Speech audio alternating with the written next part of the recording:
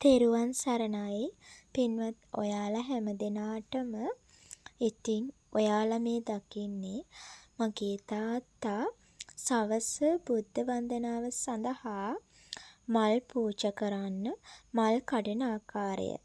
ඇත්තටම කලින් දවස්වල මම තමයි මල් ටික කඩලා ඔක්කොම ළඟට ගෙනල්ලා පූජා කරන්න කියලා දුන්නේ.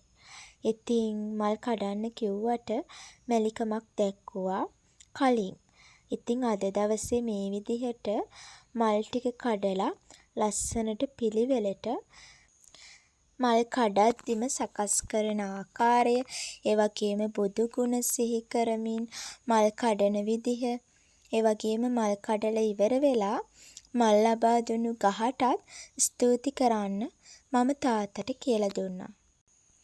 ඒ වගේම ගස්වල පිපිලා තියෙන පූජා කරන්නට සුදුසු තැලිලා පොඩි වෙලා පර වෙලා වගේ නැති හොඳ මල් ඔක්කොම ටික කඩලා පූජා කරන්න මතක් කළා. ඒ කියන්නේ ඉතුරු කරන්නේ නැතුව ඔක්කොම මල් ටික කඩන්න කියලා. මොකද ඉතුරු කළොත් ඉතින් අපරාධනේ මල් ටික හැලිලා යන එකනේ වෙන්නේ. ඒ නිසා ඒ කියපු විදිහටම ඇත්තටම ලස්සනට පිළිවෙලට ඒ මල් වට්ටිය භාග්‍යවත් සම්මා සම්බුදු රජාණන් වහන්සේ උදෙසා මේ විදිහට කඩමින් සකස් කරන්නට මගේ තාත්තා පුණ්‍යවන්ත වුණා.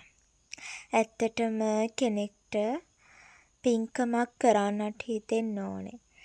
ඒ වගේම මල් ටික කඩලා ඉවර වෙලා බුද්ධ මන්දිරයේ ඉදිරිපස තියෙන සාලය ඒ අතු ගාලා පිරිසිදු කිරීමක් කළා. ඊට පස්සේ මෙන්න මේ ආකාරයෙන් භාග්‍යවත් සම්මා සම්බුදු රජාණන් වහන්සේ උදෙසා මේ මල් පහන් ආලෝක පූජාව, පැන් පූජාව, ඒ වගේම පැන් එක පෙරහන් කඩෙන් පෙරලා පූජා කළා. තාත්තා විසින් පැන් එක සකස් කළා.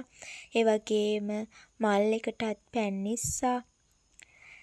ඒ උතුම් භාග්‍යවත් සම්මා සම්බුදු රජාණන් වහන්සේට මේ හවස පුද පූජාවන් පවත්වමින් පූජාවන් සිදු කරමින් වෙනදත් වගේ උතුම් ප ဋ ාණ සජ්ජායනාව මෙලෙසින් තාත්තා විසින් සිදු කරන්නට යෙදුණා.